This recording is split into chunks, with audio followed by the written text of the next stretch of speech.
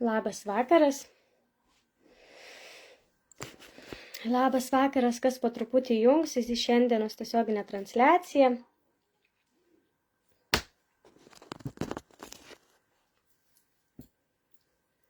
Šiandien pagaliau prisiruošiau padaryti paskaitėlę apie antibiotikų krizę, tiksliau apie bakterijų atsparumą antibiotikams ir šiuo metu vykstančią pasaulinę krizę. Atsiprašau, turėjau šiek tiek šią paskaitėlę, šį renginuką, tiesiog turėjau šiek tiek atidėti dėl susiklošiusios situacijos. Turėjo ši paskaitėlė vykti praeitą savaitgalį, tiesiog praeitą savaitgalį nesigavo, buvo tokia situacija susiklošiusi, kad neišėjo praeitą savaitę padaryti ir turėjau vakar daryti ir dar šiek tiek nukėliau, nes dar reikėjo visokių reikaliukų vakar sutvarkyti vakare. Ir pagaliau šiandien prisiruošiau šią paskaitėlę pravesti. Labas vakaras, Greta, Vilma, Jurgita, labas vakaras, kas po truputėlį jungsis į šią paskaitėlę.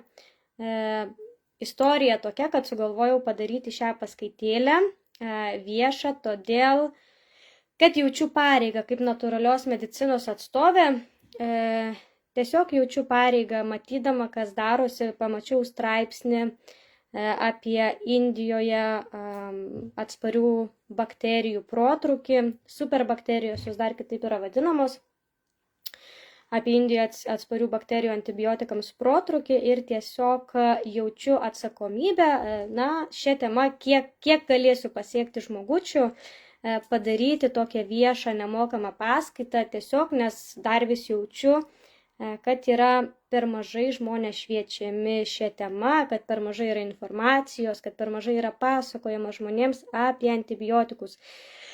Tikiuosi neįsižeis žmogiukai, bet labai dažnai matau tokius skelbimus, kaip pavyzdžiui Anglijos lietuvių grupėse rašo, skubiai ieško ospamoks, skubiai ieško antibiotikų, būna pasipiktinimas gydytojais, kad jie neišrašo antibiotikų. Tai yra labai neatsakinga. Suprantu, kad žmonėms trūksta tikriausiai suvokimo, supratimo, tikriausiai labai trūksta ir tiesiog dėl to ir elgiamas yra taip neatsakingai.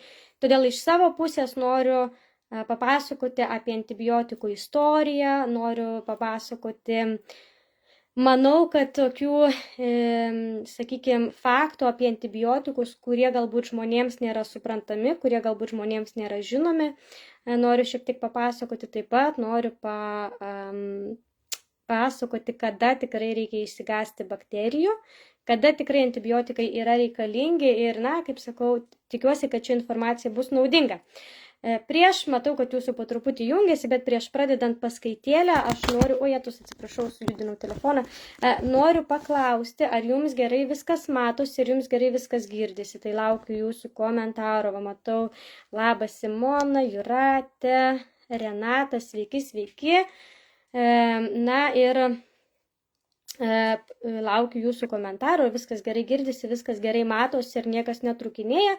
Ir tada jau pradėsiu šiandienos paskaitėlę. Žinoma, paliksiu būtinai įrašą ir, kaip sakau, ši paskaita yra vieša, nemokama, todėl galite ją dalintis visur savo sienos, visose grupėse, kad kuo daugiau žmonių pasiektų ši informacija, kuri, aš sakau, labai svarbi, ypač kai matau, kaip neatsakingai žmonės elgiasi su antibiotikais.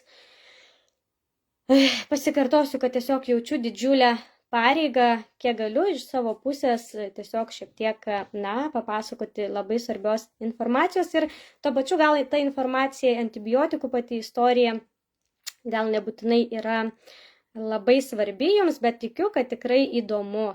Tikrai įdomu yra žinoti antibiotikų istoriją, nors gal daugumą ir žino. Matau, kad rašot, kad viskas puikiai girdisi, puikiai matosi, tai tuomet labai puiku. Pradėsiu tuomet šiandienos, vakarykštę, šiandienos paskaitėlę, kuriai pagaliau prisiruošiau. Tai pradėsiu, tai tiesiog labai paprastai nuo antibiotikų istorijos, pradėsiu nuo to, kad antibiotikus atrado būtent daktaras Flemingas. Labas, Jurgita. Atrado daktaras Flemingas ir tai įvyko 1928 metais. Jis tiesiog tuo metu atlikinėjo įvairiausius tyrimus su grybeliais ir jis pamatė, kad būtent grybelis pelėjūnas, toks pavadinimas įdomus grybelis pelėjūnas, išskiria tokią labai įdomią medžiagą, kurią daktaras Flemingas pavadino penicilinu. Ir būtent savo tyrimų metu jis pamatė, kad ši medžiaga sugeba nužudyti įvairiausias bakterijas, kad jinai yra tokio stiprumo, kad ji gali suardyti, nužudyti bet kokią gyvybės formą. Dėl to ir yra pavadinta antibio. Prieš gyvybę, ne prieš, o tas antigyvybė, antigyvybinis preparatas. Dėl to tai ir buvo pavadinta antibio. Sveiki, labas vakaras, dar matau, kad sveikinatės. Antibio, tai ir buvo pavadinta antibiotikas, prieš gyvybinis preparatas. Tačiau jau net tuo metu, net jau 1928 metais, kai daktaras Flemingas atrado antibiotiką, jau tada jis atlikdamas tyrimus pamatė, kad net 14%, įsivaizduokit, dar tik antibiotikas tik yra atrastas, bet jau apie 14% auksinio stafilokoko bakterijos, kuri yra labai dažnai sutinkama, jau yra atspari antibiotiko poveikiui. Tai ką reiškia atsparumas? Atsparumas reiškia, kad vadinasi, penicilinas nenužudo tos bakterijos. Tai jau tuo metu įvairiausių, nes auksinio stafilokoko rūšių yra daug, taip? Tai būtent apie 14% tų rūšių auksinio stafilokoko jau buvo atsparios antibiotikam. Žinoma, tuo metu, kai buvo pasaulinis karas, tada pirmojo pasaulinio pokario metai, antrojo pasaulinio karo, ta pati pradžia, tie antibiotikai, jie tiesiog nebuvo naudojami dažnai, Tai kad ir buvo atrasti tie antibiotikai, bet nebuvo ta tokia užsukta gamyba, nebuvo jie dažnai vartojami. Ir tik tai baigiantis antrajam pasauliniui karui, kaip sakau, antibiotikai atrado savo vietą po saulę, Prasidėjo tiesiog masinė gamyba, masinis antibiotikų naudojimas, penicilino. Būtent penicilino, nes antibiotikų vėliau buvo išrasta daugiau, bet būtent penicilino naudojimas, gamyba tiesiog išsprogo, toks bum. Paplito plačiai Amerika, Anglija, rytai, vakarai, antibiotikų naudojimas pasidarė tiesiog masinis ir labai dažnas.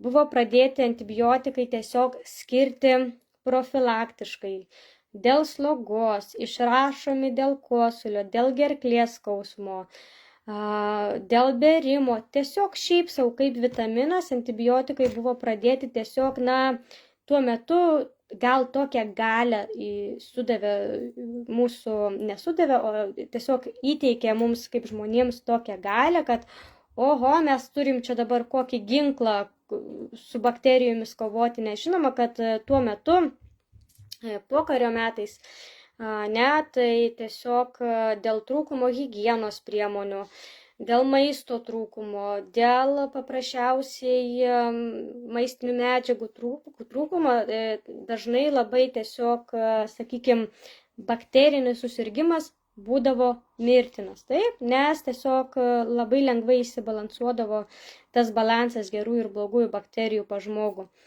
Ir tiesiog tas antibiotikas tikrai tuo metu buvo kaip gyvybės išsaugotojas. Taip, tuo metu tikrai jis mums padarė didžiulę paslaugą. Tačiau 1945 metais gydytojas Flemingas, daktaras, kuris ir išrado antibiotiką, kuris atrado peniciliną, jisai New York Times, Amerikos dienraščiui, padarė pranešimą ir prašė išplatinti tokį skelbimą, kad jeigu žmonija ir toliau šitaip neatsakingai naudos antibiotikus, Jeigu žmonija tiesiog taip ir toliau antibiotiką naudos ir dėl slogos, ir prevenciškai, ir vaikams, ir suaugusiems, ir seniems į kairę, į dešinę, kad žmonijos laukia pasaulinė katastrofa, kad mes nusirisime į pasaulį, sukelsime savo rankomis pasaulinę katastrofą ir kad mes padarysime labai didelę žalą savo organizmui, ekosistemai, žmonijos sveikatai, ir sukelsime, kaip sakau, pasaulinę superbakterijų pandemiją. Deja, tuo metu, nelabai kas reagavo į jo šitus, sakykime, tokius perspėjimus, nelabai rimtai kažkas žiūrėjo jo šitus perspėjimus, nes, kaip sakau, tuo metu gydytojai antibiotikų dėka tiesiog pasijuto visagaliais, taip, tiesiog pasijuto galintis išgydyti bet ką. Nes iki šiol, iki antibiotikų išradimo, kai dar pasikartosiu, kad bakteriniai susirgimai buvo labai rimti, buvo tikriausiai viena dažniausių priežasčių, kodėl žmonėms gaudavosi kraujo užkrėtimas, mirdavo labai dažnai nuo plaučių uždegimų, kvėpavimo takų ligų, ir kitų bakterinių. Tikriausiai visi bakterinis susirgimas, kuris žmogui tikrai dažnai būna mirtinas, tai arba encefalitas, galvos uždegimas, bakterinis smegenų, ne galvos smegenų, arba kraujo užkrėtimas, meningitas, meningitas taip pat labai baisus bakterinis smegenų susirgimas. Tačiau, kadangi daktaro Flemingo niekas nesiklausė, niekas nežiūrėjo rimtai į jo šitus visus perspėjimus, ir toliau buvo, kaip sakau, švaistomi antibiotikai į kairę, į dešinę, naudojama kaip vitaminas, dalinamas visiems iš eilės, prirašomas. Ir toliau jau 1995 metais, kai buvo atlikti tyrimai ir buvo atlikti stebėjimai, parodė labai nerimą keliančią tokią statistiką, kad tuo metu jau net 95% auksinio stafilokoko bakterijų jau turėjo atsparumą pencilinui. Tai įsivaizduojat, galima sakyti, net nepraėjo šimtmetis, ir nuo 14 procentų, kur buvo atsparumas antibiotikų auksinio stafilokoko 1928 metais, jau 1995 metais jau turėjom 95 procentų atsparumą antibiotikui auksinio stafilokoko rūšių. Ir dar tikriausiai yra toks labai, sakykime, kaip čia pasakyti, žmonijos nelaimėje, kad auksinio stafilokoko nešiotojais esame mes visi, kaip ir kitų bakterijų, aš dar šiek tiek paaiškinsiu, bet būtent ir auksinis stafilokokas labai dažnai sukelia mums įvairias ligas. Paėmus mano pačios patirtį, kada aš maitinau pirmą dukrą ir turėjau mastitą, tai ir pas mane buvo gavosi šitas uždegimas labai stiprus ir gavosi votis. Ir kada buvo paimtas mėginys, būtent tai buvo auksinis stafilokokas, taip? Tai būtent buvo auksinis stafilokokas. Ir, pavyzdžiui, tarkim, kada mamytėms yra irgi mastitai, kada gaunasi uždegimai ir jeigu mamytė nueina pas daktarą, jai dažniausiai būna prirašomas penicilinas, o penicilinas auksinio stafilokoko visiškai neveikia. Taip, mums reikia visai kito antibiotiko. Tai ką mes darom? Taip, mes bloginam visą tą esamą pasaulinę situaciją. Ir žinoma, kad kai mokslininkai pastebėjo, kad bakterijų atsparumas penicillinui vis didėja ir didėja, prasidėjo pasaulinės kalbos, ką dabar daryti, kad, reikia išrasti kažkokio tai kitokio antibiotiko, reikia pasitelkti vėlgi į motiną gamtą ir išrasti kažkokį tai kitokį antibiotiką, kuris būtų galimai randamas gamtoje, ir tada galimai būtų perdirbamas ir panaudojamas vėlgi žmogaus gydymui. Ir tada prasidėjo kito antibiotiko paieškos ir buvo atrastas dar vienas labai stiprus antibiotikas. Tai yra medžiaga, kurią išskiria būtent dirvos grybelis ir ši medžiaga yra vadinama tetraciklinu. Kuo ypatinga yra ši medžiaga?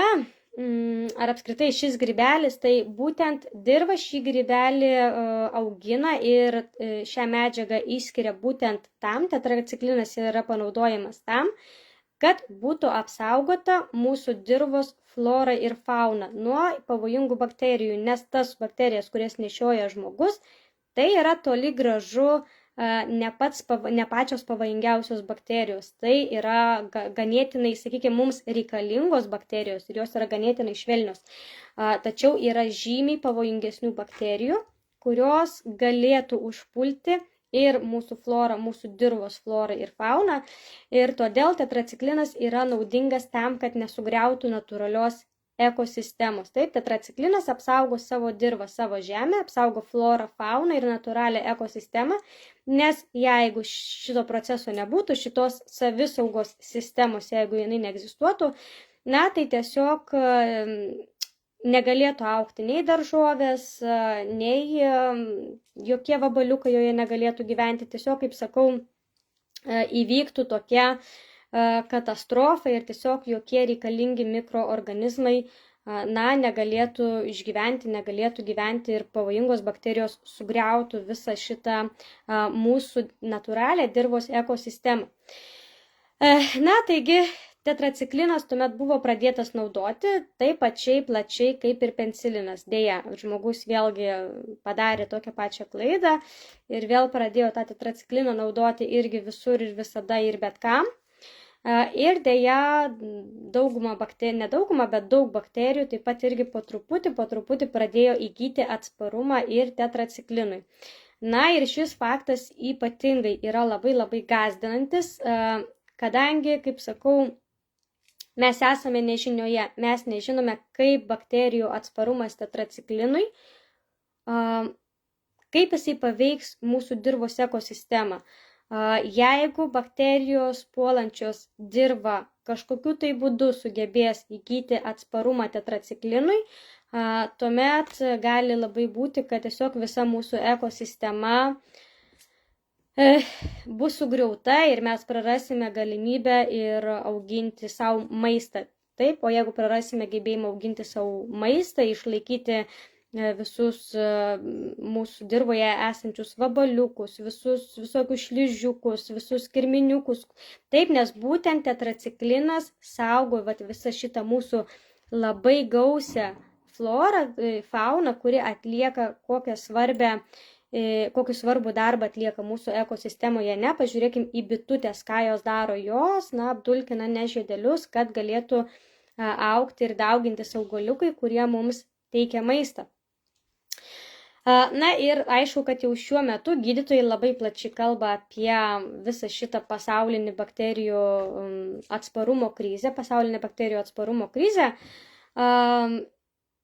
Ir nežinau, kaip iš tikrųjų yra Lietuvoje, nes aš su tuo nesusidūriau, bet pavyzdžiui, Anglijoje tikrai esu mačiusi, kada laukiausi savo sūnaus ir, kiek čia prieš porą metų, nepilnai vaikščiojau pas gydytojus į patikras nėštumo, tai tikrai mačiau, kad kaba bent jau pas mus, kaba tokie trikampiukai mėlyni su baltų užrašu, kaba tokie trikampiukai, kurie tokiam didelėm raidėm rašo, kad nenaudokite antibiotikų be reikalo, kad išlaikykite antibiotikų veiksnumą, kad apsaugokite save ir savo šeimą. Tai tikrai nežinau, kokia yra padėtis Lietuvoje.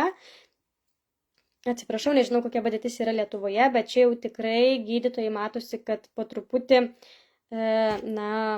skleidžia šią žinią, bet aš kaip sakau, tikrai nepakankamai, nes jeigu šios, net galima sakyti, pandemijos, superbakterijų pandemijos žinia būtų paskleista taip pačiai, kaip žinia buvo paskleista apie ką tik tai praėjusią pandemiją, tai tikriausiai būtų visiškai kitoks vaizdas ir tikriausiai netektų pamatyti tokių reklamų ir, kaip sakau, kai žmonės ieško tiesiog savo antibiotikų.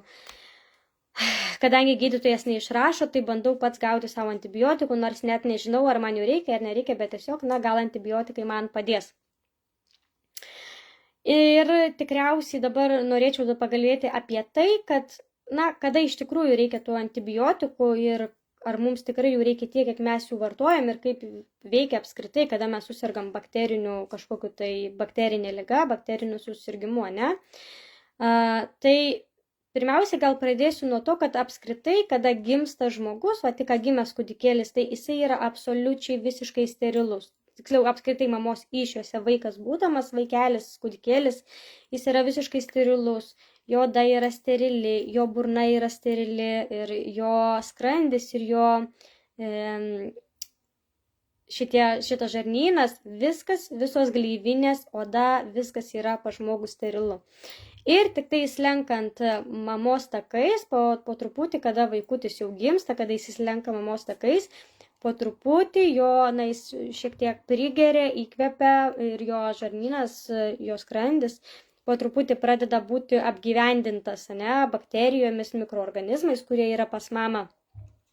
Ir paskui jau tą minutę, kada vaikutis yra padedamas mamai ant krūtinės, taip, kada padeda ant krūtinės, po truputį nuo mamos odos pradeda apsigyventi ir ant vaikučio odos įvairios bakterijos kolonijos, taip, ir jos yra reikalingos tam, kad jos saugotų mūsų odą, jos saugo, taip, nes reikėtų ir nepamiršti iš vis tokio fakto, sakykime, kad žmogus atsirado iš bakterijų, tai mes tiesiog esame, įvairiausių bakterijų kratinys kažkoks tai, ne?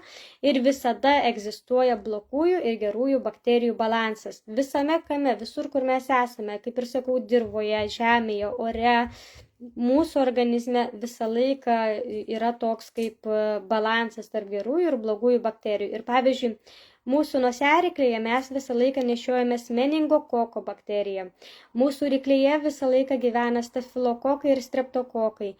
Mūsų žarnyne visą laiką yra labai didelė gausa įvairiausių bakterijų, ten visokių L-bifido, L-cadensis ir ten visokių kitokių laktobacillus. Čia tos gerosios bakterijos, taip, ir visą laiką yra balansas tarp gerųjų ir blogųjų bakterijų. Visur visą laiką yra balansas ir mes visada gyvenome ir gyvenome visada tarp bakterijų, su bakterijomis ir tiesiog, tarp jų ir su jomis, taip. Labas vakaras, kas dar jungiasi, matau, sveikinatės, labas vakaras. Ir tik tai tada, kada išsibalansuoja gerųjų ir blogųjų bakterijų pusiausvyrą, jos mums pradeda kelti kažkokias tai problemas, nes iki to jos yra mūsų draugės. Kaip sakiau, mums jos yra reikalingos ir nereikia bandyti, ta prasme, nereikia jų kažkaip tai bijoti ar bandyti jas išžudyti, taip, nes ką daktaras Flemingas 1945 metais ir perspėjo mus. Taigi, aišku, nesupraskit manęs klaidingai, aš tikrai jokiais būdais nesakau, kad nereikia antibiotikų. Taip, kartais yra tokie atvejai, kad tie antibiotikai tikrai yra reikalingi, bet labai turbūt didžiąją dalį žmonės juos naudoja, tik kad naudotų be jokio didelio poreikio. Ir kada išsibalansuoja tas gerųjų ir blogųjų bakterijų ta pusiausvyrą, balansas, kodėl ir kada? Tai žinoma, kada mes kartais taip gali nutikti, jeigu mes pervargstame, nes dėl nuovargio, dėl streso hormonų, dėl antinksčių išsekimo labai dažnai tiesiog, irgi išsibalansuoja ta mūsų blogųjų ir gerųjų bakterijų pusiausvyrą. Jeigu mums trūksta vitaminų, ypatingai jeigu pas mus yra trūkumas vitamino D arba geležies, feritino, jeigu mums trūksta tam tikrų mineralų, seleno, cinko, jie yra labai svarbus mūsų imuniniai sistemai. Žinoma, jeigu patiriame stresą, taip, jeigu tai yra lėtinis stresas ar jeigu tai yra ilgalaikis ūmus stresas, tiesiog tada irgi mes gali taip nutikti, kad pas mus ar tai ant odos, ar tai mūsų gerklės gleivinėje, ar tai mūsų žarnyno gleivinėje bus disbiozė, blogųjų ir gerųjų bakterijų disbalansas. Žinoma, jeigu jūsų mityboje yra daug cukraus, taip, ir aš tikrai nekalbu tik tai apie tą cukrų, kurį jūs įsidedate į kavą, arba į arbatą. Aš kalbu ir apie tokį cukrų, kuris yra baltose miltuose, kuris yra baltose bulvėse, kuris yra saldžiuose vaisiuose, jeigu mes kasdien mėgstame valgyti bananus. jeigu mes, ne, tuos pernaukusius visokius saldžius, jeigu mes mėgstame valgyti saldžias vynuogės. Taip pat tai irgi gali sukelti disbiozę, nes tos bakterijos blogusios, jos prisivalgo, mes duodam joms maistą, mes duodam joms, suteikiam sąlygas ir florą, na ir jų priauga labai daug. Ypatingai ypatingai stafilokokai labai mėgsta krakmolingą maistą, jeigu žmogus patiria stresą ir karaliauja pas žmogų streso hormonai ir jeigu pas žmogų yra vitamino D trūkumas, tada mes savo taip pat sukeliame riziką, kad pasireikš mums stafilokoko bakterijos peraugimas mūsų organizme, tai prisidaugins už normos ribų, įsibalansuos pusiausvyrą. Na, tai tikriausiai yra visiškai normalu, todėl kad ir grybelis, taip, kad jeigu mes jiems duodam sąlygas, pasižiūrėkim į savo namų grybelį, kur auga grybelis, ne? Pavyzdžiui, pas mus po kriauklę, sakykime, arba vonioje, ten, kur šilta, ten, kur drėgna, ten, kur yra sąlygos augti grybeliui, na, ten ir auga tuomet tas grybelis. Lygiai tas pats ir atsitinka su mūsų organizmu, su mūsų bakterijomis, kurios gyvena, kaip sakiau, pas mus visą laiką yra nosiaryklėje meningokokas, mūsų ryklėje stafilokokai, streptokokai. Jie tiesiog yra mūsų gyvenimo dalis ir jeigu mes jiems duodam sąlygas, na, tada jie ir perauga ir tampa mums problema.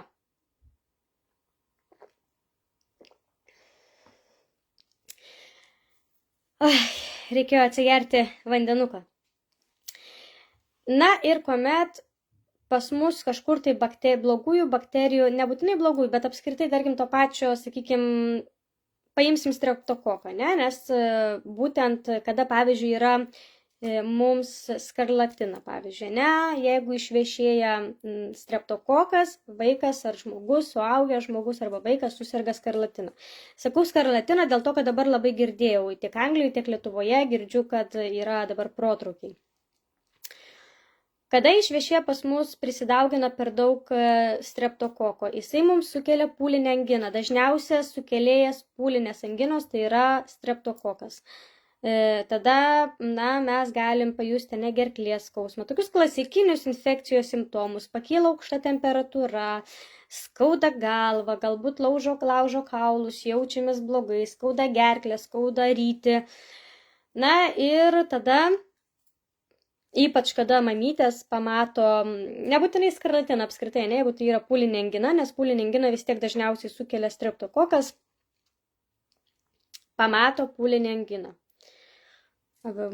Tonzilės išvešėjusios, tonzilės yra nusėję balti taškeliai, tada išsigąstame, nes esame labai stipriai prigazdinti, kad jeigu mes nenubėgsime antibiotikų, kada yra pūlinė angina, na, tai ten mums gali atsirasti širdies pakenkimas, kad mes nepasveiksime, gausis komplikacijos ir taip toliau. Tada ką mes darome? Mes bėgame pas gydytojus ir gauname antibiotikus. Ir maždaug po 3 dienų mums pradeda gerėti. Dabar šitoje vietoje aš jums noriu papasakoti apie 3 dienų taisyklę. Kas yra 3 dienų taisyklė? Organizmas užtrunka tam, kad kada jisai susiduria su priešu, kad ir, ne, ar jisai ateitų iš išorės, ten kažkoks tai virusas arba bakterija, jeigu organizmas susiduria su bakterijų peraugimu. Ir mums užtrunka maždaug tarp 48 ir 72 valandų, nes kadangi yra pasiunčiama mūsų limfiniai sistemai, mūsų limfmazgiams yra pasiunčiama informacija, kad reikia prigaminti B limfocitų, kad reikia prigaminti antikūnų, kadangi dabar mes gavom, mūsų imuninė sistema nuskenavo informaciją ir nusintė mūsų imuniniai sistemai apie mūsų nusikaltėlį. Vat įsivaizduokit panašiai kaip detektyvai, ane? Mes ką pirmiausiai darom, ten kažkas įsilaužė į mūsų namus ir kažką pavogė.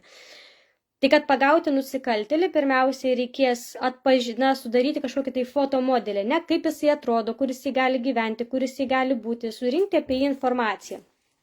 Tai lygiai tas pats atsitinka ir su visais virusais, su visais bakterijomis. Taigi, nuskenavo mūsų imuninė sistema ir nusintė šitą informaciją limfmazgiams, taip, limfiniai sistemai, ir jinai pradėjo gaminti antikūnus, pradėjo gaminti B limfocitus. Ir tai šita gamyba, šitos armijos, specialios, nuostabios armijos, kuri ateis sutvarkyti, nugalėti, nužudyti įsibrovėlius, taip, jos gražinti, kaip sakau, gal net nenužudyti, o gražinti juos į vietą, į balansą, į pusiausvyrą, taip, kad įsivyrautų pusiausvyrą.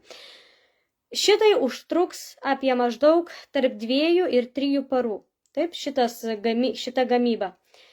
Tai ką aš to noriu pasakyti, kad nepriklausomai nuo to, jeigu ar jūs gersit antibiotikus, ar jūs negersit antibiotikų, jums 90 ir plus procentų, kad jums ar jūsų vaikui vis tiek pagerės po 3 parų. Reikia išlaukti pilnai prieš bėgant antibiotikų, net jeigu ir pamatėt pūlinę anginą. Reikia pilnai išlaukti 3 paras. Ir net jeigu ir po 3 parų nepagerėja, na, jau sakykime dėl vaiko, taip, nes dėl vaiko mes labai stipriai pergyvenam. Jeigu po 3 parų nekrenta temperatūra, aišku, labai svarbios taisyklės kokios, kad mes nepultume mušti temperatūros, kenčiam su aukšta temperatūra, kiek tai įmanoma. Aišku, mes kiekviena mama žinom, na, apie suaugusį žmogų yra vienaip, apie vaikus kitaip, mes kiekviena mama žinom savo vaiką. Aš savo net ir mažiems vaikučiams leidžiu labai aukštai temperatūrai kilti. 39 ir tik tai nuo 39,5 aš mušu temperatūrą. Aišku, aš savo vaikus žinau. Aš žinau, kada jiems pasireiškia traukuliai, tiksliau, kad jiems nepasireiškia traukuliai, todėl aš visiškai nebijau dėl aukštos temperatūros ir drąsiai tempiu, ir kai jau aš matau tikrai, kad jau mano vaikui sunku, gal ten sunkiai kvėpuoja, pasidaro suglebęs kažkoks, tik tai tada mušu temperatūrą. Ir tai aš niekada neduodu pilnos dozės. Aišku, ačiū Dievui, kad tai būna labai labai retai, kad mano vaikams reiktų vaistų, labai retai, vieną kartą į metus, kartais net ir rečiau.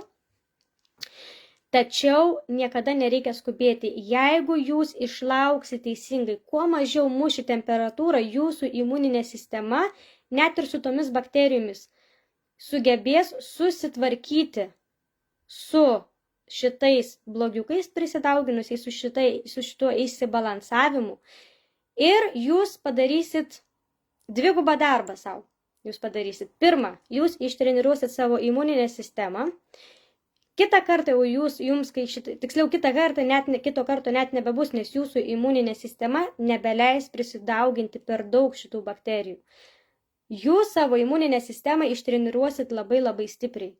Ir padarysit savo begalinį darbą. O jeigu čia jūsų vaikas, tai 100 balų jums, kaip sakau, ir jūsų vaikai jums tikrai padėkos už tokią ištreniruotą imuninę sistemą. Kitas dalykas, jūs nevartosite be reikalo antibiotikų. Dabar noriu šiek tiek sugrįžti, dabar paaiškinau patį principą, nes visi galvoja, kad būtent po tų 3 parų jums padeda pasveikti antibiotikai. Tai dažniausiai nepriklausomai nuo to, ir aš pati esu įsitikinusi tikrai ne vieną kartą, mano dukra 1 kartą sirgo pūline angina, būdama metukų ir 10 mėnesių, ir aš tikrai nebėgau. Jinai nėra mačiusi antibiotikų, jai dabar yra beveik 6 metukai, jinai niekada nėra mačiusi antibiotikų, nežino, kas tai yra per daiktas, ir galiu suskaičiuoti ant rankų pirštų iš vis, kiek jinai yra, kiek kartų per metus jinai serga. Ir tikrai, pavyzdžiui, iš vis 1 kartą, kai dukra sirgo pūline angina, būdama metukų ir 10 mėnesių, temperatūra krito po 2 parų. Gal ten po 2 su trupučiu parų pati nukrito ir daugiau nebekilo, ir pūliai su šitos tonzilės sumažėjo. 2 kartą jinai sirgo lygiai po metų, tai tuo metu jai buvo beveik 3 metukai. Tai buvo beveik 3 metukai, tai tuomet užtruko 1,5 parą, kad organizmas susitvarkytų.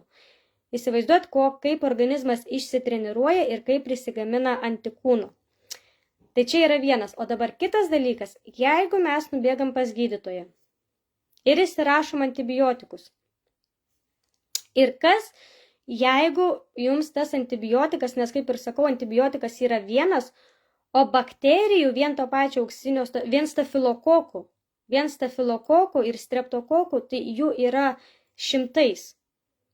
Tai įsivaizduokit, kaip, jeigu jūs, pavyzdžiui, jums netitaikė to antibiotiko, jūs sugėrė tą antibiotiką, tai ta bakterija, kuri pas jūs gyveno, tas antibiotikas jos nenužudė, bet ta bakterija, ji įgys atsparumą tam antibiotikui, kurį jūs naudojote.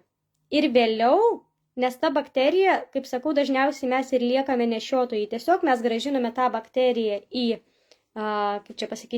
balansą, į sveiką pusiausvyrą, bet toliau mes tą bakteriją galim dalintis vieni su kitais, nes, kaip ir sakau, mes pastoviai nuo mūsų kūdikėlių flora visa yra apgyvendinama, tiek gleivinės visos. Taigi mes toliau galime dalintis šitom bakterijom ir mes perdavę jau šitą atsparę bakteriją antibiotikui. Mes ją platinam toliau, kaip sakau, aš perdaviau savo vaikui, gal ten mano vaikas perdavė kitam vaikui, jau tada tas vaikas ir žmogus labai ilgą laiką gali būti šitos atsparios antibiotikui bakterijos nešiotojas ir tik tada, kada ar tai jo imunitetas pasilps, ar tai jam bus medžiagų trūkumas, ar jisai stresą patirs, ar kažkas tokio nutiks, kad ir pas jį bus peraugimų šitų bakterijų ir jam jau jeigu reiks to antibiotiko, jam šitas antibiotikas nebeveiks. Jam gali būti sukelta mirtina, kaip čia pasakyti, gali būti sukelta mirtis dėl šios bakterijos atsparios antibiotikui. Taip? Tai yra tiesiog toks, sakykime, perdavimas mūsų žmonių, toks žaidimas, aš kaip sakau, mes žaidžiam su tuo, ko mes gerai nesuprantam ir nepažįstam. Matau labai daug Viktorijos komentarų. Rašo, čia turbūt apie vyrą rašo, pagerėjo per 2 paras, naudojame eterinius aliejus, temperatūros purškikliai ir gėrėm flakon su probiotikais. Vyrui taip pačiai 2 paros. Angina, tik plius jis gėrė dar aviečių arbatą su medumi ir imbieru, nors sako, česnaką reikia, česnakas yra natūralus antibiotikas. Anksčiau anginai ospamoksį naudojom, dabar jau virš 7 metų pas mane nerasti net paracetamolio. Tai labai pagirtina. Iš kur dar atsiranda bakterijų atsparumas antibiotikams?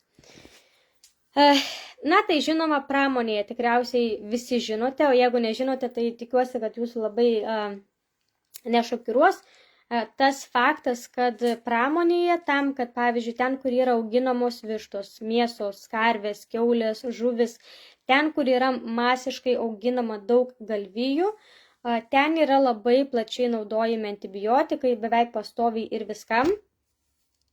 Tam, kad ten neįsiveistų įvairios, kad ten nebūtų ligų protrukių, kad ten nebūtų bakterinių susirgimų protrukių. Ir vėlgi, pavyzdžiui, tarkim, karvutės tos, kurios yra auginamos masiškai, jos yra šeriamos antibiotikais, tose fermose taip, ir su pienu vėlgi patenka tie antibiotikai mums ir mes taip pat, kai valgome mėsą tą tokią, iš fermų, kada mes valgome kiaušinius, kada mes geriame karvės pieną ir karvės pieno produktus, vėlgi mes kiekvieną dieną susiturime su tais antibiotikais ir mes kiekvieną dieną leidžiame toms bakterijoms susidurti su tais antibiotikais ir įgyti atsparumą. Ir dabar dar noriu papasakoti tokį labai įdomų fenomeną, kuris buvo atrastas labai nesenai. Tai yra antibiotikų komunikacija. Tai ilgą laiką buvo manoma, kad, sakykime, atsparių antibiotikams bakterijų perdavimo, tik tai, kad taip yra perduodamos atsparios antibiotikams bakterijos ir taip yra plintančios, kad tos bakterijos šitaip tik tai plinta, perduodamos iš mamos vaikui, mano ten vyrui ir kitam, kad tik tai tarp žmonių yra tas toks paplitimas ir kad tik tai, kuomet mes vartojame antibiotiką, kuris yra mums nereikalingas, kad tik tai šitaip yra sukūriamas atsparumas bakterijų antibiotikui. Tačiau visiškai nesenai, ir aš turiu omeny, kad tikrai nesenai, gal prieš 3-4 metus max, buvo tyrimų metu mokslininkai pamatė tokį labai įdomų ir nuostabą keliantį fenomeną. Tai bakterijų komunikacija tarsi Wi-Fi ryšiu. Ir kaip dabar tai vyksta? Dabar pabandysiu jums kuo vaizdžiau papasakoti šitą tokį ir siaubą keliantį fenomeną, ir tokį kaip, tikrai ypatingą tokį atvejį, kai ta komunikacija ypatinga. Tai sakykime, mes turim super auksinį stafilokoką, ne? Vienoje pusėje, tarkim, turim kažkokį tai auksinį stafilokoką super, kuris yra atsparus antibiotikui. Ir turim paprastą streptokoką, ne? Bakterijos. Tai yra tokios dvi bakterijos ir viena iš jų yra atspari antibiotikui, kita yra paprasta, nėra atspari antibiotikui. Ir šios dvi bakterijos susitinka į vieną vietą. Ir dažniausiai tokios susitikimo vietos, vyksta kur? Dažniausiai tai vyksta ligoninėse. Ten yra joms palankiausios sąlygos susitikti, ne? Ir ką jos tada daro? Jos horizontaliomis juostomis išsidėlioja šalia viena kitos horizontaliomis juostomis. Tai va dabar, sakykime, čia tas mūsų atsparus antibiotikui auksinis stafilokokas ir mūsų paprastas streptokokas, kuris nėra atsparus antibiotikui. Ir tuomet jo šitaip įsidėliojusios viena šalia kitos pradeda keistis informacija. Kaip per Bluetooth įrenginį, įsivaizduokit, kada mes turim 2 telefonus ir mes jungiam Bluetooth ir mes galim persiųsti failus, galim persiųsti nuotraukas, video, muziką, dar kažką, Wi-Fi bangos tokios. Tai lygiai taip pačiai ta informacija pradeda keisti šitos dvi bakterijos, pradeda keistis informacija ir viena kitai, pavyzdžiui, dabar šita superbakterija, auksinis stafilokokas, perduos visą informaciją šitam streptokokui, kaip apeiti antibiotiką, pavyzdžiui, kaip apeiti peniciliną. Ir šitas fenomenas žmogui yra visiškai nauja informacija. Žmogus visiškai, žmonija, ne žmogus, žmonija, ne tie, kurie atlieka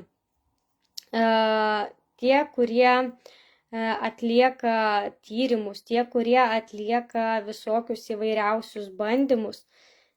Tokį fenomeną pirmą kartą pamatė, kaip sakau, visiškai nesenai, nes iki šito tyrimo buvo manoma visada, kad kad bakterijų atsparumas susikūrė tik tai per žmogaus naudojimą ir per žmogaus bakterijų perdavimą vienas kitam, atsparių bakterijų perdavimą.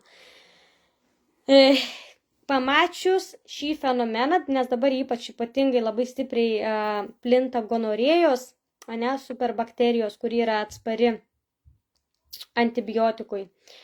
Tai, kaip pasakyti, tai pamačius šį fenomeną, buvo be žado, kaip ir irgi aš kaip pirmą kartą, kai skaičiau, kai mokiausi, man šitą informaciją teko, buvo toks visas skyrius apie antibiotikus, kuomet baiginėjau naturopatijos kursą. Ir tuo metu tikrai, galiu sakyti, kad buvau apšalusi, taip jeigu galima tai pasakyti tokiais žodžiais.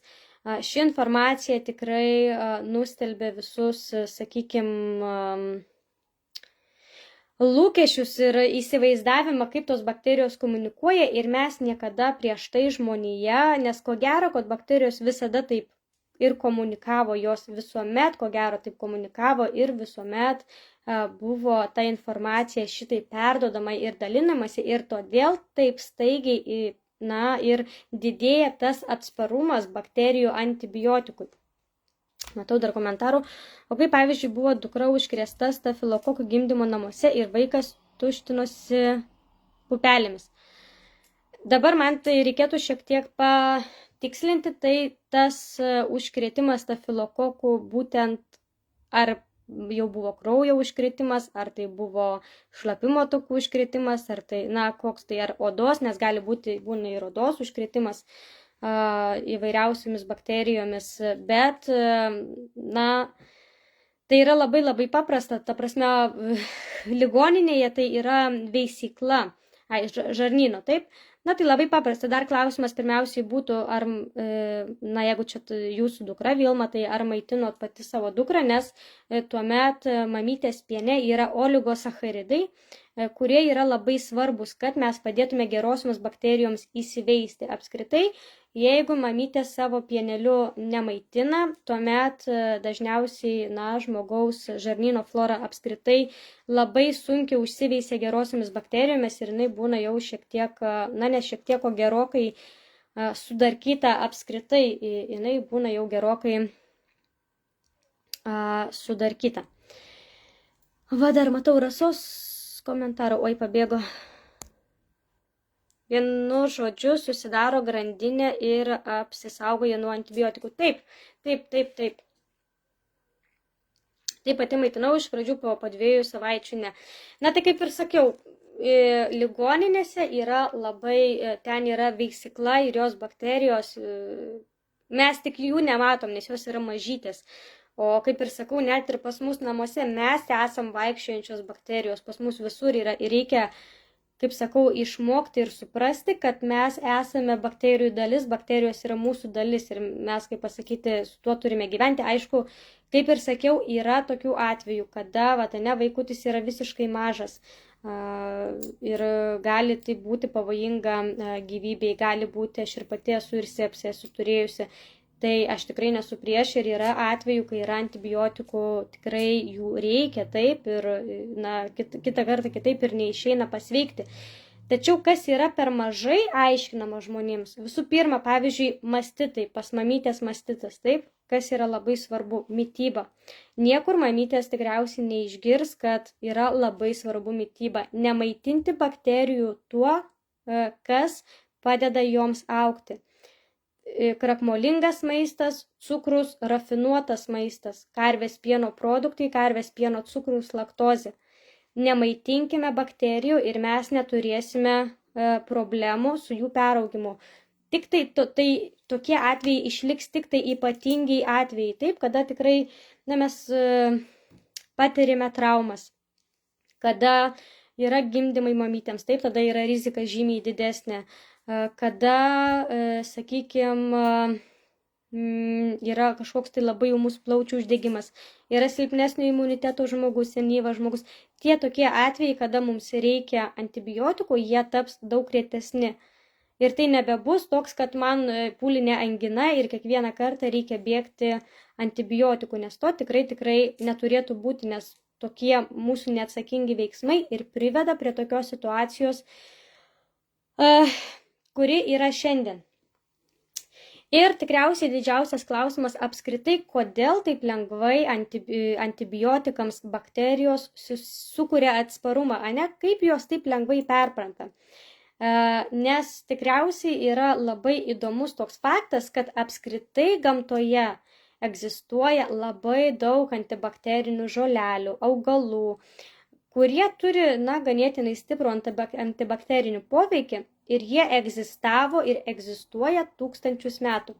Ir tačiau šios bakterijos, niekada neįgavo jiems atsparumo, neįgijo. Atsiprašau, pavyzdžiui, česnakas, Arba, pavyzdžiui, sakykime, šitas alijošius, aloe vera, rozmarinas, taip pat antibakterinį poveikį turi arbatmedis, antibakterinį poveikį turi netgi levandos, antibakterinį poveikį turi netgi ramunėlės. Tiek daug yra tų visokių žolelių ir kaip taip atsitiko, kad žmogaus tas perdirbtas, susintetintas antibiotikas įgavo, neįgavo, kad bakterijos įgavo jam atsparumą, o tom visom žoleliam, tiem visiems augaliukam, kurie egzistuoja tūkstantmečius metų, jiems bakterijos atsparumų neįgavo. Tai kada atsirado apskritai antibiotikai, naturopatai, tos vadinamos prevencinės medicinos šakų atstovai, jiems teko atlaikyti labai nemažai tokios kritikos, kad apskritai natūralūs tie antibiotikai negali suveikti taip greitai ir taip veiksmingai, kaip susintetiniai antibiotikai, būtent todėl, kad tų visų žolelių yra labai kompleksinės sudėtinės dalys, jų yra labai daug. Ir organizmas užtrunka laiko, kada jam reikia išardyti, išnarplioti, kaip aš sakau, tiesiog išpakuoti, ne, kada mes gaunam dovaną ir mums reikia išpakuoti. Tai tą patį organizmui reikia padaryti su tom visom antibakteriniam žolelėm, antibakteriniais augaliukais. Kad juos galėtų panaudoti ir tai tiesiog užtrunka laiko. Žmogaus sukurtas antibiotikas, tas pats pavyzdžiui penicilinas, tai tiesiog, ką padarė žmogus, paėmė penicilino tą medžiagą, pelijūno grybelių įskiriamą medžiagą, peniciliną, ir pridėjo 3 ar 4 sudėtinės dalis ir sako, va, čia dabar yra tas stebuklinga piliulė antibiotikas. Na, tai bakterijoms buvo juoko darbas išnarplioti tas 4 ar 5 sudėtinės dalis ir atrasti būdų, kaip apeiti tą antibiotiką, kaip apeiti, kad jis jų nenužudytų. Taigi gamta nuo pat pradžių turėjo savo apsauginius mechanizmus ir gebėjimą apsaugoti natūralius antibiotikus, kad bakterijos netaptų atsparios, kad jos neišnarpliotų ir nepereitų to barjero taip lengvai. Ir pavyzdžiui, sakykime, vien česnako skiltelėje, įsivaizduokit, čia mes kalbame apie vieną česnako skiltelę, joje egzistuoja 33 sieros junginiai ir 17 amino rūgščių. Kas yra amino rūgštys? Tai yra statybinės pamatinės DNR ląstelės. Įsivaizduokit, tai ir dar čia ne visa sudėtis, čia yra tik tai maža dalelė česnako sudėties, česnako sudėtinių komponentų. Ir būtent dėl šių savybių česnakas yra vienas stipriausių antibiotikų natūralių ir naudojamas tūkstantmečius metų. Ir bakterijos niekada nesugebėjo pereiti šito barjero, kadangi yra labai daug, lygiai tas pats yra su alijošiumi. Ten yra tokia didelė sudėtinė dalis, kad bakterijos nesugeba perprasti, bet kas atsitiko, kai žmogus sugalvojo, kad jis yra protingesnis už gamtą. Atradau antibiotiką ir įsivaizdavau, kad aš čia dabar paimsiu kažkaip tai, sukursiu stebuklingą piliulę ir dabar aš čia būsiu gudresnis už gamtą. Bet kiek mes daug iš tikro nežinome. Manau, kad... kas čia rašo komentarus ir man jie pabėgo apie įrašą. Įrašas liks, įrašas tikrai liks, įrašą paliksiu. Būtinai, kaip sakiau, šią paskaitą dariau tiesiog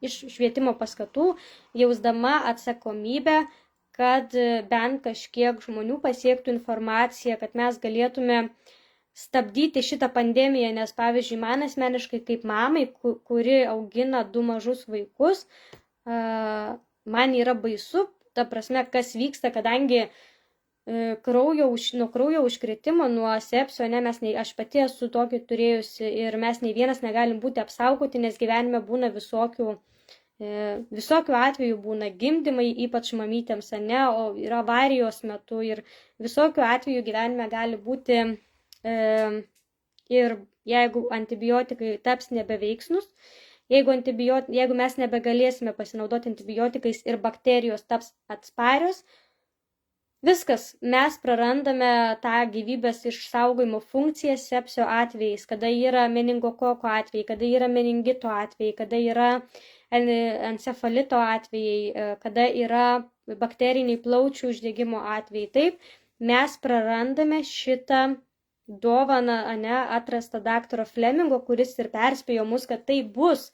Ir jau dabar, kaip sakau, aš nesuprantu, kodėl nėra pakankamai skambinama visais pasaulio varpais. Pasirodo straipsnis, kad Indija krečia bakterijų atsparių antibiotikams krizę, bet čia nėra tik tai Indijos problema. Pas mus Europoje jau yra auksinio stafilokoko labai daug atsparaus antibiotikams.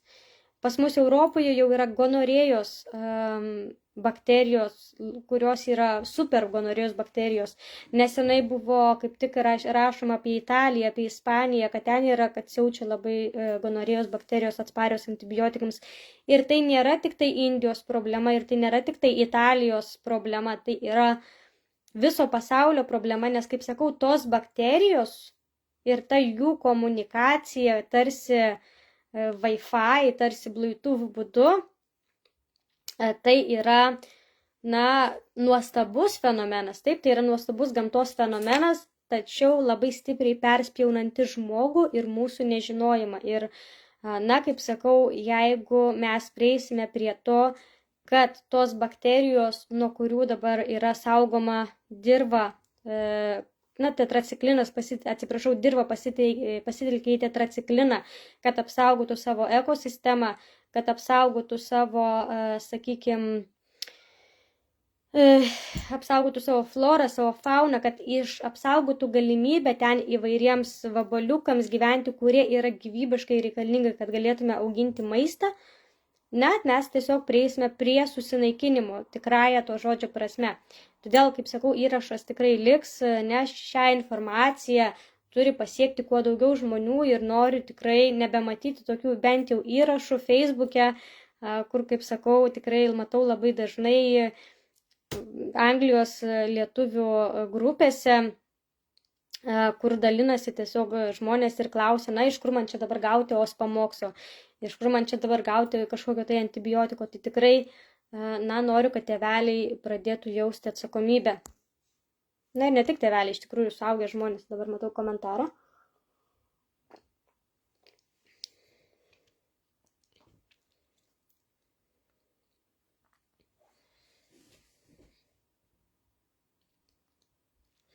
O kaip, tarkim, kai vaikutis serga, padaro gydytoja, pabėgo komentaras, atsiprašau, kraują, ir rodo, kad bakterinis susirgimas, išrašo antibiotikus ir savo, kad jau reikia duoti, nors nebūna dar praėję 3 paros, tai tada ar tai pačiai stebėti, kaip vaikutis jaučiasi gerėja ar blogėja, tada tik duoti, jeigu blogėja. Tai dabar su šituo atveju yra taip. Priklauso, koks tas bakterinis susirgimas. Jeigu yra įtariamas kažkoks tai meningitas, meningokokas, taip, arba sepsis, šitais 2 atvejais tikrai jokiais būdais negalima juokauti ir nieko laukti. Taip, čia yra 2 tokie ypatingi atvejai, kada mes tikrai nejuokaujam. Ir nėra ko, kaip sakau, tikrai negalima laukti, negalima juokauti. Čia yra ypatingi atvejai, kada mes ir prevenciškai geriam antibiotikus. Jeigu tiesiog yra pakilusi angina ir padaro tą tyrimą ir rodo tą CRB, taip angliškai dabar galvoju kaip lietuviškai, tas reactive protein, bet esmė tame, kad tas pats, tyrimas, ir rodo padidėjusius skaičius ir įtariamas bakterinis susirgimas, tikrai siūlau laukti 3 paras. Pilnai 3 paras ir aš nekalbu, kad nepraėjus, aš kalbu, nežinokit, tikrai būna minučių tikslumu, kad tu turi išlaukti 72 valandas.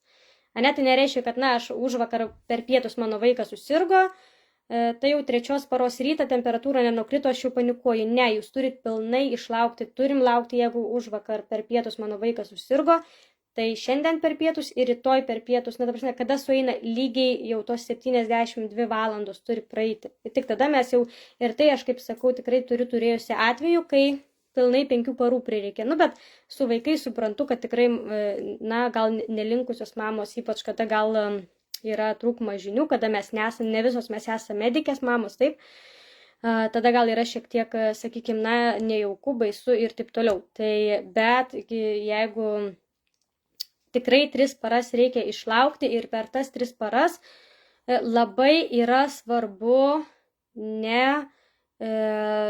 neskubėti mušti temperatūros. Jeigu jūs muši temperatūrą, jūs tik prailginsit procesą, jūs neleisit susidaryti imunitetui. Ir tada tikrai, kad jau jums reiks tų antibiotikų, leiskit, kiek tai yra įmanoma ir kiek jūs pažįstat savo vaiką, leiskit imunitetui kovoti.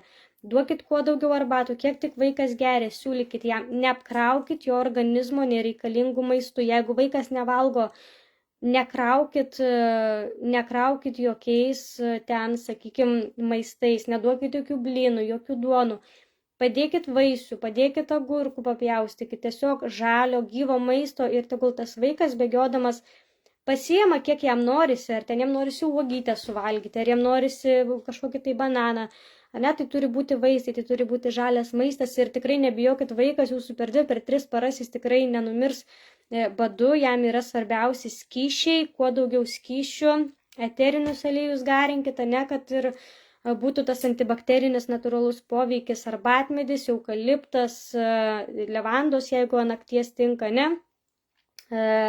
Būtinai yra taisyklė nemaudyti, nes kada maudai, vaikas su temperatūra yra sutraukiamos kraujagyslės ir tu gali savo pratęsti ligos laiką ir gali sukelti didesnę riziką komplikacijų, plus šiltas vanduo padeda bakterijoms plisti. Tai labai yra svarbu, jokių maudynių, kad nebūtų, ir laikantis visų taisyklių tikrai, tas organizmas puikiai susitvarkys.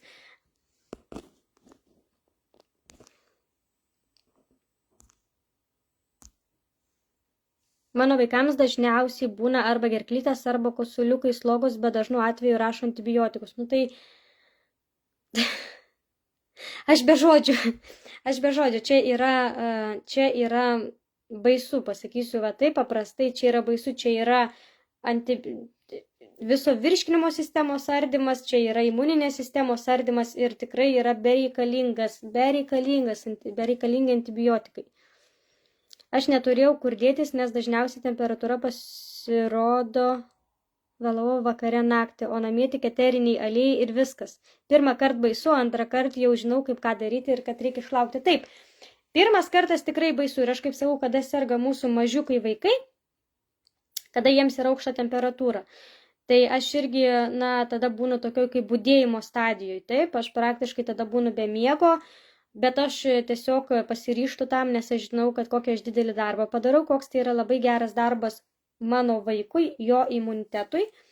Ir tiesiog, aišku, jeigu aš jau matau, kad jau vaikučiui labai sunku, ypač aš kalbu vaikučiui, nes jūs įsivaizduokit, kad aš ir, kai mano dukra, pavyzdžiui, buvo iki metukų ir pas ją būdavo tokios temperatūros, mano abu vaikai yra tokie, kad iš karto temperatūra šoka į pačias aukštumas ir kada vaikas yra iki metukų ir jam yra 39,5 temperatūra, tai tikrai, kad ir viską žinai, kaip pasakyti, kad ir viską žinai, kaip reikia daryti, bet vis tiek, aišku, yra šiek tiek tos baimės, kaip mano, bet tiesiog pranešioja ant rankų, pravaikštai, stebi vaiką, kaip tau jisai jaučiasi, jeigu jau matai, kad jisai sunkiai alsuoja, kvepuoja, darosi suglebęs, tada jau ir, kaip sakau, šiek tiek duodi jam tą temperatūrą numušti, bet niekada nereikia siekti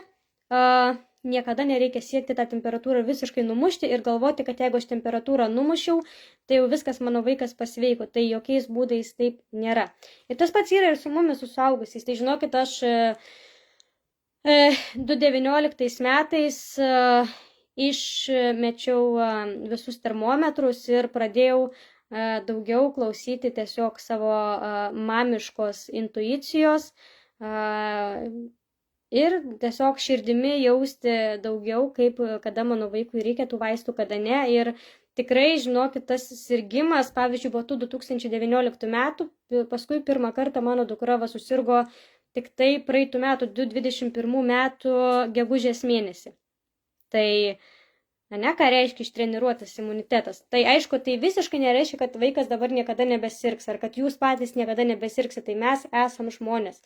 Pas mus pastoviai keičiasi, pas mus pastoviai, ir gal kažko trūksta, ir pervargstam, ir emocijos, ir visokie stresai mūsų iškankina, plus mūsų vaikučiai mūsų jaučia ir jie visą tą perima. Tai taip, mes sergame ir sirgsim, bet tas ištreniruotas imunitetas, tai pasikeis sirgimo pobūdis, kaip ilgai ta liga tęsiasi ir kaip mūsų imunitetas susitvarko.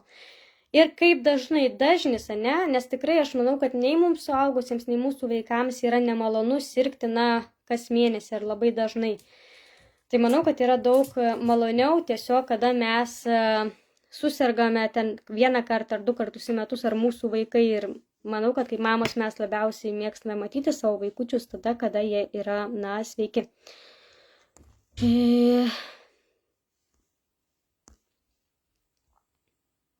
Bandau pamatyti vieną komentarą ir vis neleidžia. Va būtent aukoji miegą, bet už tai apseini be vaistų ir su kiekvienu kartu baimė dingsta. Tikrai taip. Man gydytojas norėjo skirti antibiotikus profilaktiškai. Čia sakau, su tais profilaktiškais, tai čia iš viso yra kažkoks siaubas.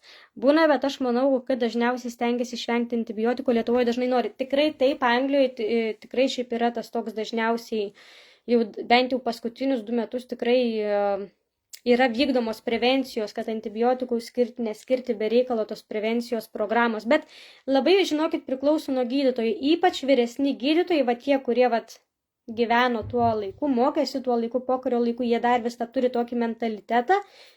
Skiriam antibiotikų šiaip savo.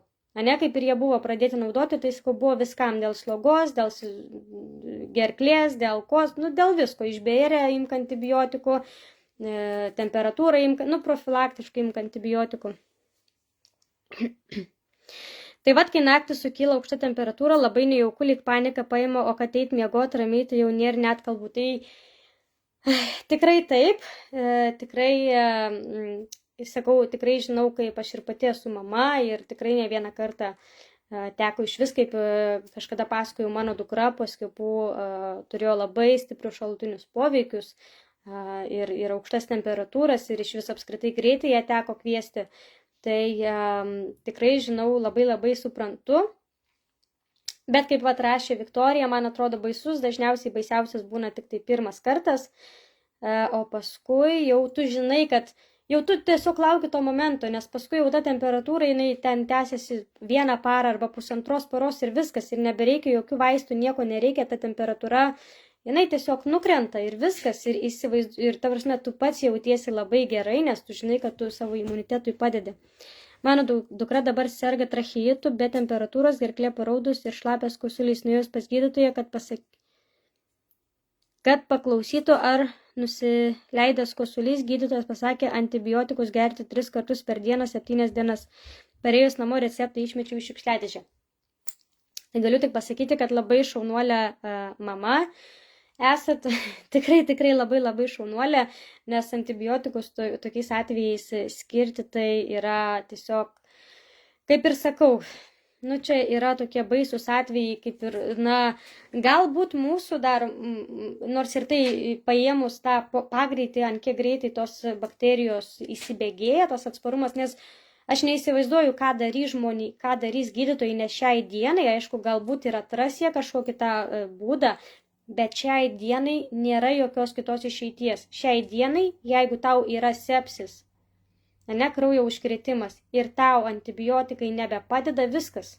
Tu miręs, aš taip tiesiai šviesiai sakau, viskas, tu nebeturi gyvenimo, tave reikia laidoti. Ir tokiu atveju aš asmeniškai žinau, ypač tarp vyresnio amžiaus žmonių, kurių jau yra imunitetai silpnesni, tai yra baisu, nes pavyzdžiui, kaip ir sakau, aš pati esu turėjusi sepsį, man beje jis buvo dėl voties, aš turėjau labai didelę votį, po 2014 metais po šitą ranką, turėjau labai didelę votį per visą delną ir buvo taip, kad aš tiesiog tą votį išsispaudžiu, jau buvo prisirpusi, kaip vadinama.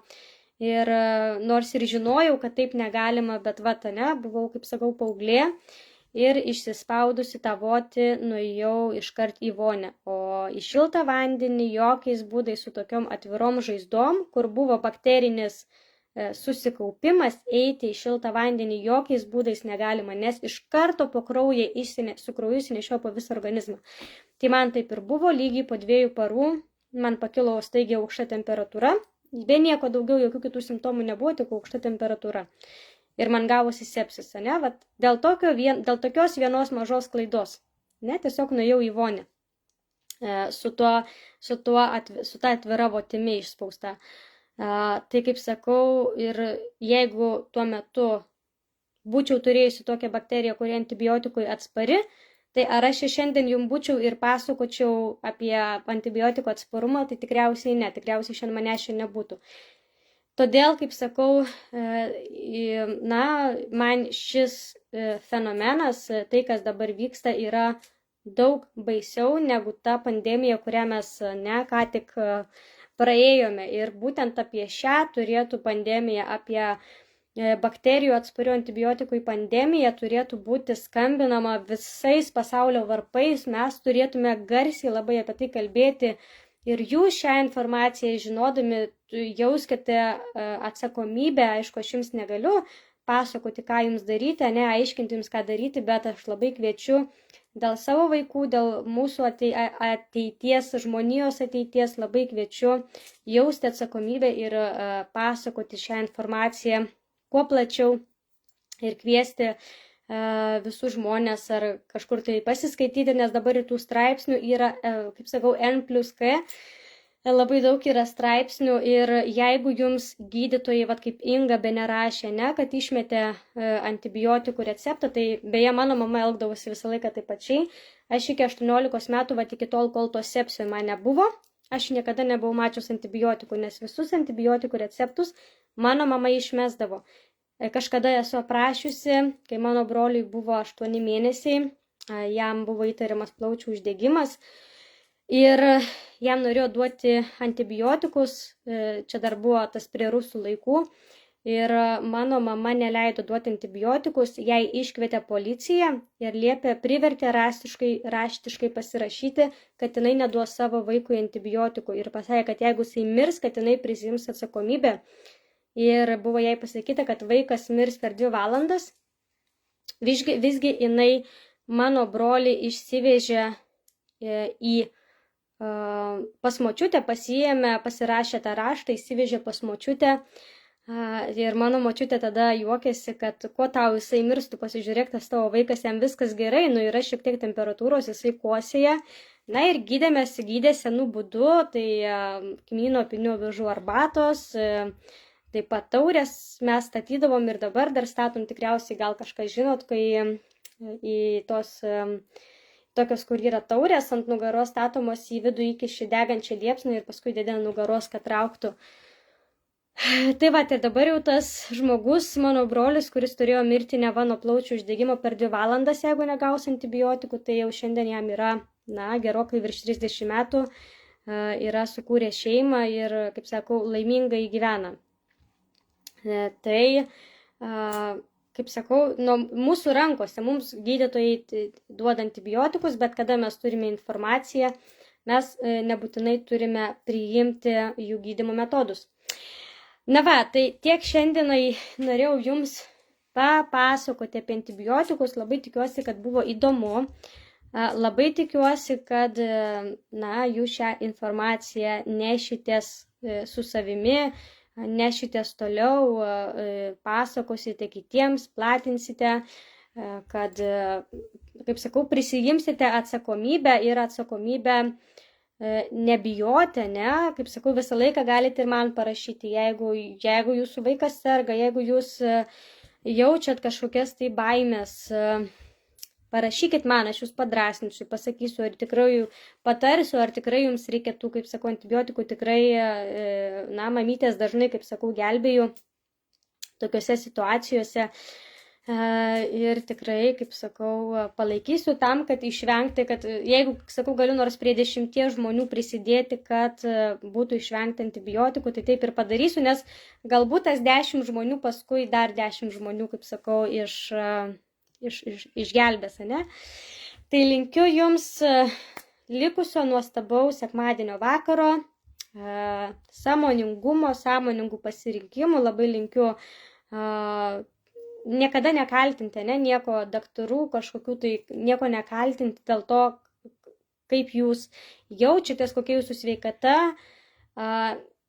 prisimkite atsakomybę į savo rankas ir nebijokite kartais, pasielgti kaip ta balta avis arba ieškoti, jeigu jums kelia nerimą, jeigu jums kelia abejonių kažkokia tai informacija, niekada nebijokite ieškoti antros nuomonės, nes niekas jums už tai per galvą neduos, nebijokite ieškotis papildomos informacijos, savo informacijos iš kitų žmonių, iš aplinkinių, paklausti draugės ar kažko. Tai nuostabios ir jums ateinančios savaitės, kas esate Lietuvoje, tikriausiai bus išeiginės dienos, tai linkiu gražios vėlinio, gražaus, ramaus laiko ir atsisveikinu su jumis. Iki.